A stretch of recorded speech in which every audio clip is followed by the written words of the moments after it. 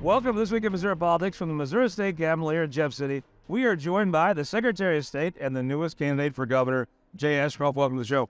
Thanks for having me. Glad to be here. So I've asked you, I don't know how many times in the last 2 years, when you're running, how you're running, tried to get a wink and a nudge out of you. Well, you came out and announced. Feel good? I do. I feel that it will enable me to do things for the people of the state of Missouri that I really haven't been able to push as Secretary of State. It'll enable me to make sure that issues are addressed that I think will help Missouri lead the country in creating opportunity for everyone that lives in Missouri. When you think about running for governor, I assume, pretty big shoes to fill. The old sheriff's had a pretty good list of accomplishments. Why are you running? What do you really want to do? What do you want to leave the state as after being governor of the state of Missouri? One of the things that I've talked about as long as I've been Secretary of State are problems we have with education. I remember when my dad was governor decades ago where we were saying we need to make sure every child in the state can get a good education. We haven't accomplished that. As Secretary of State, my oldest child goes to a public high school. My 3 younger kids go to a private school. We could make it so that every person in this state would have the same ability to control their kids' education that I do. Think of how that would change the opportunity for future generations, how much more likely companies would be to build in Missouri. How much greater would it be when you know that your kids can find a good job and find the life they want in Missouri instead of having to move away? We need to do things like that to show the rest of the country how a state can perform. It's a little scary, though. I mean, sometimes that sounds like a great thing, but it is a little complicated, right?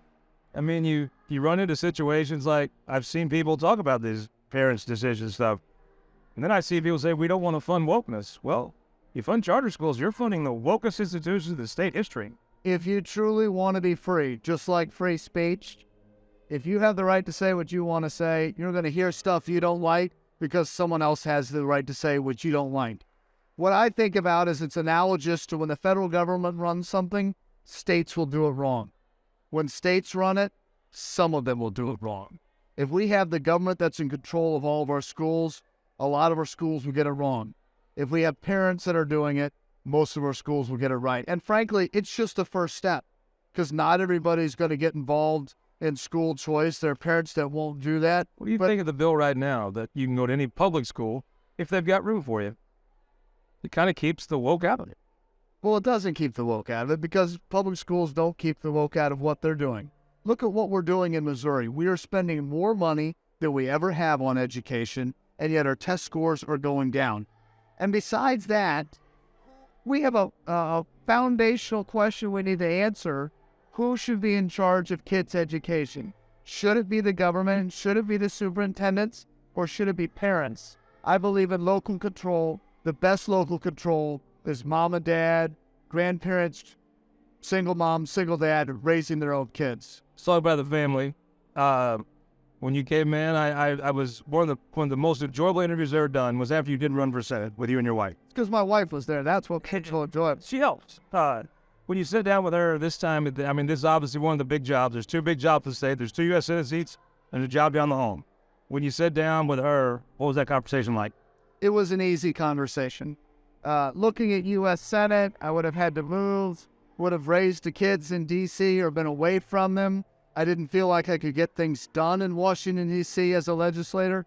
As governor, if you're willing to do things, you can actually make a difference, not only in your state, but nationally. Look, I'm an engineer. I'm not the normal politician that really fixes the blame. I'm an engineer. I fix the problem. I want to be in a place where I can make a difference, where I don't just say things, where I'm not just on social media, but I'm doing things. So she was all for it, and I'm blessed that I have a wife that would allow me to do it. I remember a similar line in a similar baritone about fixing the problem, not fixing the blame.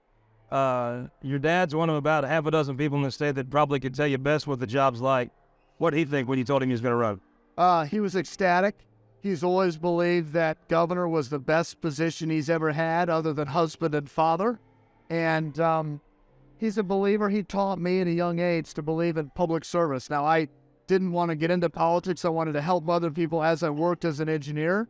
But I think the greatest thing you can do in life is to make life better for others, to increase the ability for other people to be the best that they can be. That's what I could do in the governor's office. I've worked on that as Secretary of State. I'm going to expand upon that as Missouri's governor. So tell me about the campaign. You got some folks lined up to help you. How's it going to work? Got a lot of great folks that are lined up to help me, a lot of supporters around the state. My phone's kind of been blowing up today, and in days prior when some people knew about it, have to have it on silent so I don't interrupt this. Really just thrilled by the outpouring of Missourians that realize that Missouri is not being the best it can be, and we need to do that so that we can be a light for the rest of the country. Got a couple opponents in the race. One of them been firing at you already before you even got in. With this race, you probably start off in the lead by a pretty significant chunk. How do you approach that? You know, I think that politics screws up and politicians screw up by talking about other people. I'm not trying to get people to vote against someone else.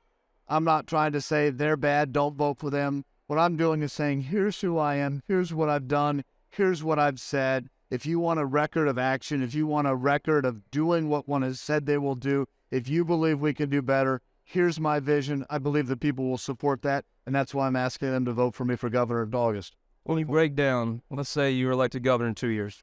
You leave that office after 4 or 8 years. What's something you'd like to see done in the state of Missouri when you headed out of that office? Obviously, education is a big concern of mine. I want to make sure that we're actually educating kids instead of just spending money. I'd love to see us really make a difference in St. Louis City. You know, a lot of Republicans maybe don't give St. Louis the due that it should have. A lot of rural Republicans, but when St. Louis does well, Missouri does well. Well, let's be honest. A lot of free cheese is given out in Butler County is paid for by St. Louis, and you can't have a suburb of nowhere, right? You know, it is best for the state when we all do well. I've worked really hard the last year, had some legislation, didn't make it through on truth in sentencing, on working on reforming some of our juvenile system and juvenile education, on reforming what we can do to actually help people learn skills and get out of the cycle of dependency when they're in prison. I want to see changes made so that companies look at St. Louis and say, what an opportunity, what a logistics hub. We want to be there. Our kids can get educated. That should be a great city again in this country, and I want to work to do that. You know, a lot of kitchen tables, they don't understand the approach St. Louis and state. But, I mean, at some point, they had alderman elections, right? The most progressive liberal candidates did very well. The prosecutor's race, Andrew Bailey may take out the prosecutor. I'm not sure she wouldn't win another election. Yep. At some point, do you not have to convince the folks that live there? Well, I do, and I think that one of the things that people that want to leave this state need to do, especially from the Republican side, we can't just spend our time in rural areas. I visit every county in the state at least once a year. Most counties, multiple times. I've been doing that since before I was elected and continued it. We need people that will spend time in St. Louis, that are willing to say, no, we're not going to let you do that because you're screwing it up at times. Unfortunately, a good parent has to say no to kids sometimes, but also when you can find ways to work for it, do that. We need to be doing solutions that are good for the entirety of Missouri. I always thought it was interesting. I mean, people want to say, well, Kim Gardner's not succeeding at this job, we're going to remove her. The interesting part, I finally saw some Republicans say, okay, we're also going to fund 20 lawyers from the AG's office to go in and help. It's like, you want to tell them what to do, but actually, if you're going to do that, it seems like it's almost a moral equivalent to set up and say, okay, we're going to help you do something. If you break it, you bought it, kind of approach. Yeah. No, I do think, and we need to get back to an area where Jeff City, if you will, the capital, the legislature, can find a way to work with St. Louis, that it's not just acrimony. I know that the current governor has worked on that and done what he could, but we need to continue to do that. I think solving that problem in St. Louis, making sure we don't run into some of those same problems in Kansas City, where there are concerns about Kansas City police. It's easier, though. It does. It's a better relationship from Kansas City than here to St. Louis. You know, it does. But we need to find a way to work not just with our rural, but with our urban centers. We also need to find a way to get our budget under control. Politicians like to talk about that, but they don't like to do something about that. I think in 2016, Missouri's budget was $27 billion with a B, billion. I believe now we're at $56 billion. In less than 10 years, it's doubled. Is there anybody in this state that thinks they're getting what they're paying for? Is there anyone in the state Reasons for that, right, that aren't just normal tax and spend reasons? At the same time, we've had the largest tax increase in the history of the state just a couple of years ago. Our reserves are now larger than they were before that, and Missouri families are struggling to make ends meet. We've got to understand that when government is taking up that wealth, it's taking it away from people. Was that larger? It seems like if folks I thought the great point was send it back to the people, right? And to me, there was an issue that come with that. There was more than one thing in there, in the initial thing they voted on. It wasn't just a gas tax increase for roads. It was high patrols in there. It seems like there's a way to take that back to the public and get an up or down vote on just the roads. Well, and the gas tax that was passed by the legislature never went to a vote of the people. I fought to make that go to a vote of the people. I pushed during the extraordinary session to get some legislators to introduce a joint resolution, say, Governor, we'll help you with this, but you let us do this, that would say we're not going to have any statewide tax increases without a vote of the people, and not a dime of taxpayer money may be spent unless it's appropriated by the legislature. The people should control the purse, and the people's representatives should have oversight to make sure it's spent well. Secretary Jay Ashcroft, as the campaign unfolds, hope you come back and talk about it here with us on This Week in Missouri Politics. Happy to. Thanks for having me. We'll be right back. Cathy Lovejoy joins for the first time from Carthage, Missouri. But first, go to showmissouri.com. This to Missouri, one county at a time. We went down and saw Ripley County, the Battle of Donald, my old buddy, Commissioner Jesse Roy. Go to Show Missouri, this to Missouri, one county at a time. Ripley County this week. We'll be right back after this. For more than a century, the St. Louis Carpenters Union has shaped our communities. Through trusted alliances, we deliver skilled professional craftspeople while our business partners provide the kind of quality jobs that keep our economy humming. It's a blueprint that has worked since 1882. Turning Missouri into a right-to-work state stalls progress, wipes out jobs, and kills momentum. Right to work is wrong for everyone. Let's keep Missouri moving forward. Visit carpdc.org to learn more. All throughout Missouri, businesses are struggling to find workers. Childcare challenges are a big reason why. Our kids are losing out too. Through high-impact early childhood investments, we can support the workforce of today and better prepare our workforce of tomorrow.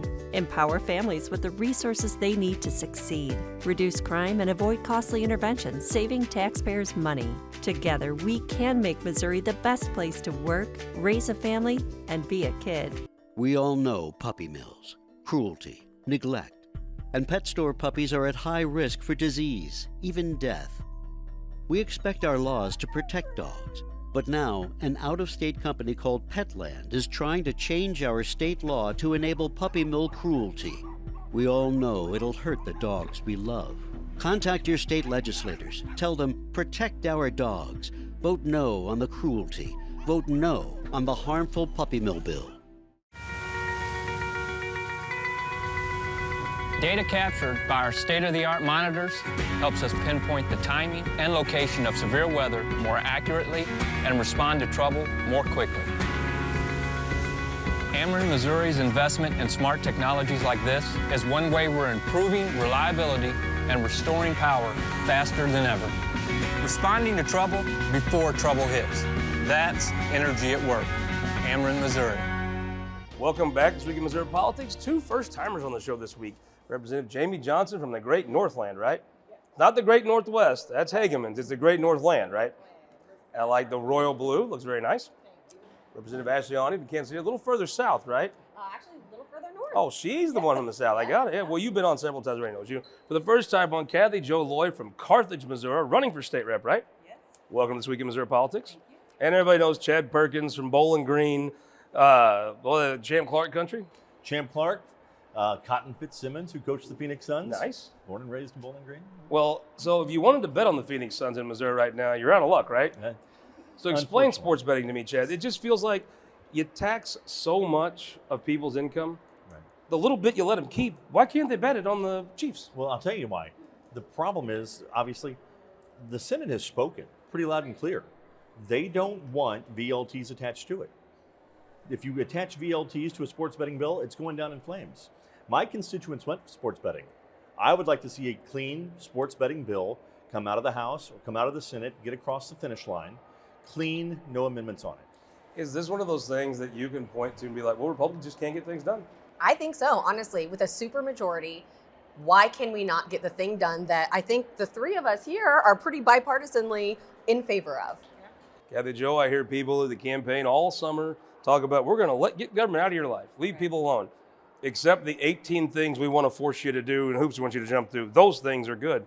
It does look a little silly. I personally am not a gambler. I want my mom to make sure she heard that. But But I just have a hard time saying, well, you shouldn't be able to, right? Right.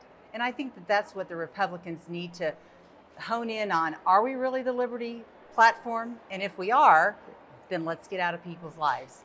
I'm not a bettor either, and I'm not really into sports. So I'm a Chiefs fan, but that's about as far as it goes. So. See, I'm not a sports fan. I'm just a Cardinal fan. But it's more of a religious experience for me than it is anything else.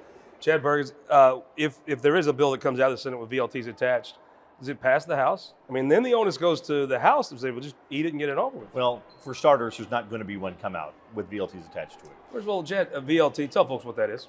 Those video lottery terminals, you see them, there are like 30,000 of them across the state of Missouri right now. Every convenience store you go into, every bar, every VFW, they have them. Are they legal? Are they not legal? Is it a gray area? I don't know. But you have to have a clean sports betting bill with no amendment. Let's say you have a gray sports betting bill with gray machines attached to it, or VLTs attached to that. Does it pass the House?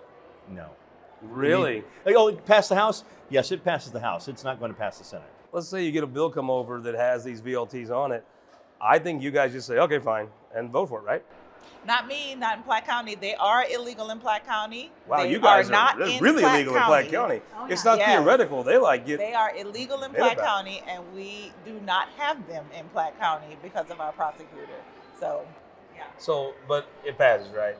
I do think the votes are there. I think that the appetite is there for sports betting enough that people are willing to take VLTs with it. I just hope it doesn't come to that. I mean, really, it does. You walk into a gas station, it seems a little much, right? Yeah.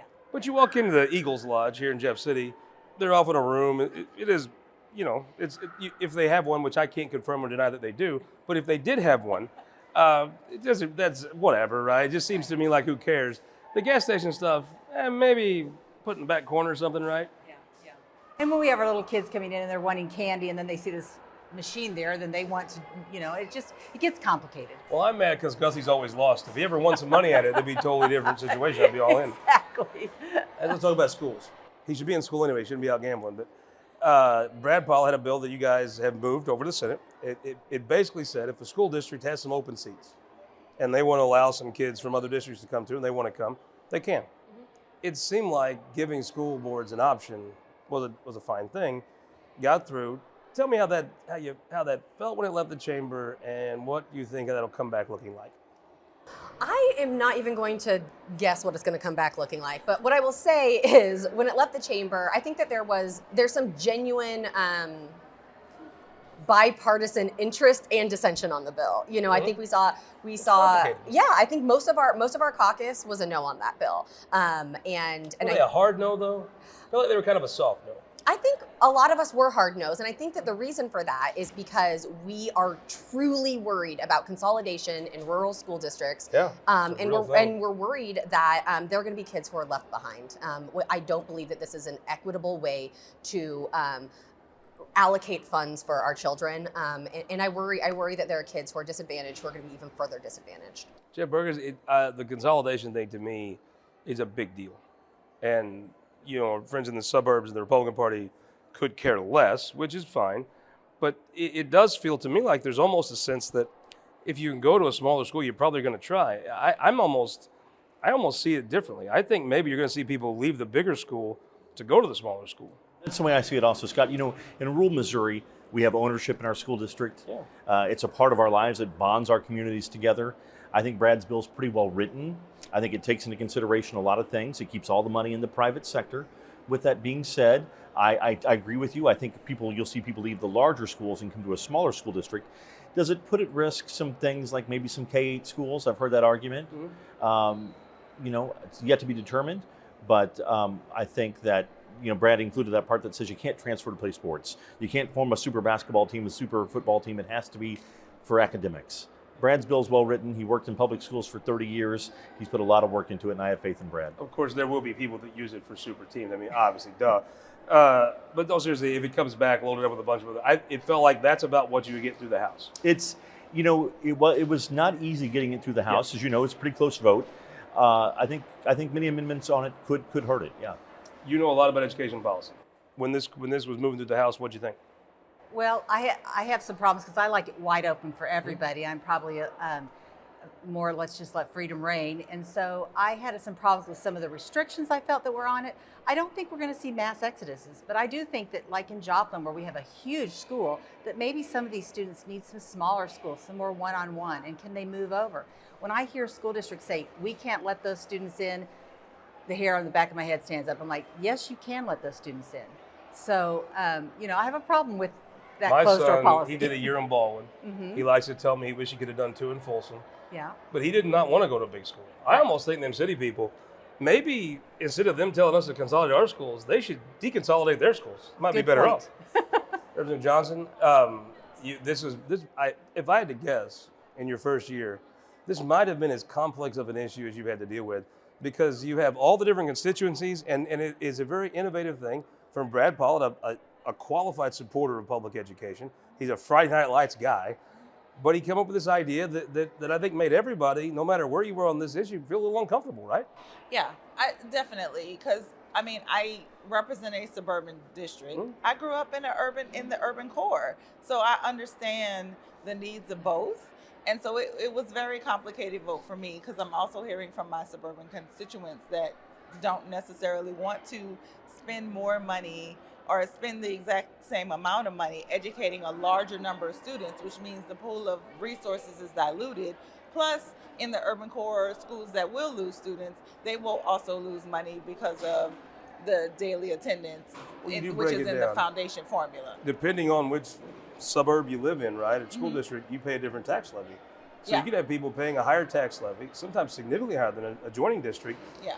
But the state money comes with this kid, but that levy on that house over here is far lower. So you really are paying the freight for someone else. I mean, right. So in our school district, we only get about 27% of our per student funding from the state. So if there's a child who leaves our school district that goes to somewhere where they have more, where they get a larger share of that state pot, they're going to lose, because our tax base funds a large portion of our per pupil funding.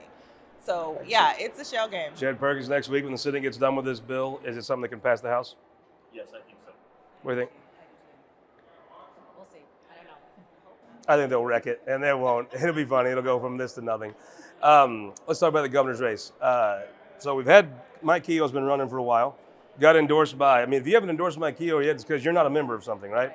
Bill Eichel's been running hard, running a good, I think Bill Eichel's going to be running the better campaign of anybody in the state right now. He's been attacking the Secretary of State, who's the front runner, and and landing some shots. I've seen the Secretary of State do a few different things, in response to some of these criticisms. Jay Ashcroft gets in, and then on the Democrat side, a person you may have heard of, what's her name, Quaid, I think? She put out a statement that sounds like a person that's running for governor. It sounds like someone who has a vested interest in this race to me. And, who runs our state is a serious concern. I think that time will tell who's going to get on the race on our side. But it's been fascinating watching the three folks at the top scramble for first place. So now there's 3 folks in. I love following your Twitter account. There's actually 4. Who's 4? We have a guy from Joplin, Missouri, Chris Wright, who's announced that he's running. There you go. He's putting a lot of signs out already. Quartet. Look at him. There you go. He's missed a fence in Butler County, but I'm sure it's coming. So I love your Twitter account. People can see it on the lower third, because you talk to a lot of people around the state. You have a very wide network geographically of folks. Size it up. Right now, what are we, year and 3-4 months out? Where's the race at now that everybody's officially in? I guess everybody from Joplin's in. Yeah. Size it up for me.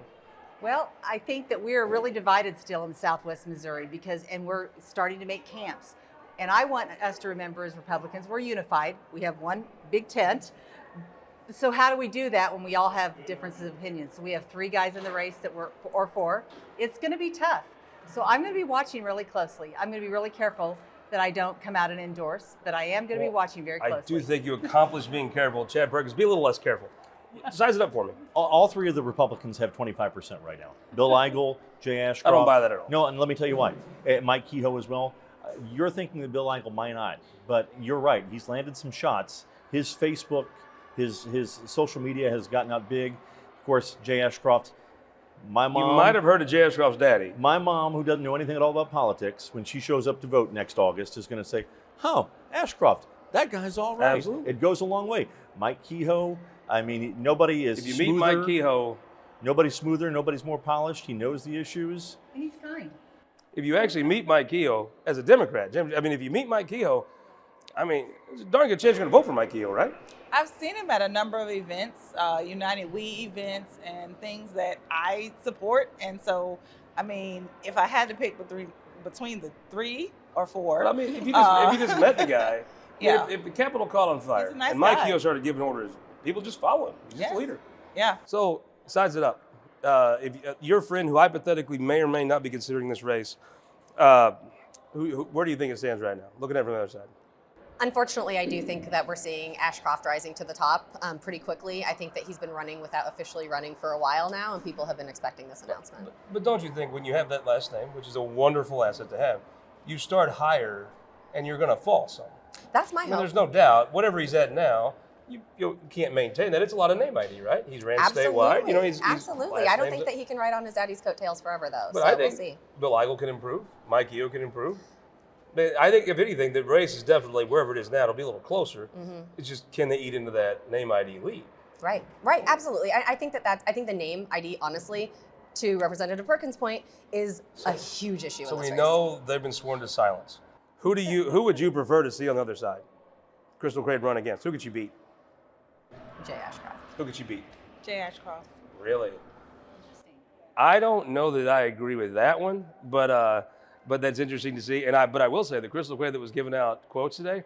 Okay, you don't want to mess with her too much. I mean, you'd rather not have that fight on your hands. All right, with a minute left, who won the week? I would say the young people who walked out of classes yesterday in protest of the things that we are not doing in this building. They are the future leaders. They will replace us in this building, and I'm very proud of Give me a them. prediction. In the 8 years you're here, will you be able to come up with something that can be done that would assuage some of those kids' concerns? Not if the Republicans hold a supermajority. What do you think? I think that the people who won the week are Asian Americans in Missouri. Representative Emily Weber had a fantastic bill presentation for AAPI month. Representative Seitz was a true joy chairing the committee hearing, and the folks who got a voice in that room were incredibly impressive, and I'm really excited to see that bill move forward. She's just cool. I like She her. is cool. Who won the week? I hope Missourians won the week, because that's what this building's all about, is the Missourians are winning. So I hope that that's what's happening. Well, the Cardinals were winning the week until the Braves came to town, and then not so much. That's true. Who won the week? The DeVern Lee Calloway Missouri Woman of the Year recipient this year is one of my constituents. Nice. I'm going to tell you this because I've been told I can. She's 82. She still works every day volunteering. She volunteers with the VFW at the Bethel AME Church. She works with the Clopton School Kids. At 82, Paynesville Mayor Joanne Hammock, my constituent, won the week. I love it. I am going to say the liberator of High Street, the new mayor of Jefferson City, Missouri, Ron Fitzwater. The people have lived under such terrible oppression from all over the state as they've came here. Your constituents suffer every week. Finally, Ron Fitzwater came in and put that boot right on the neck of government. Ron Fitzwater won the week, hell, maybe the year. We'll see you back here next week for This Week in Missouri Politics. This Week in Missouri Politics is sponsored by the Missouri Automobile Dealers Association, Ameren, Spire, and the United Electric Cooperative.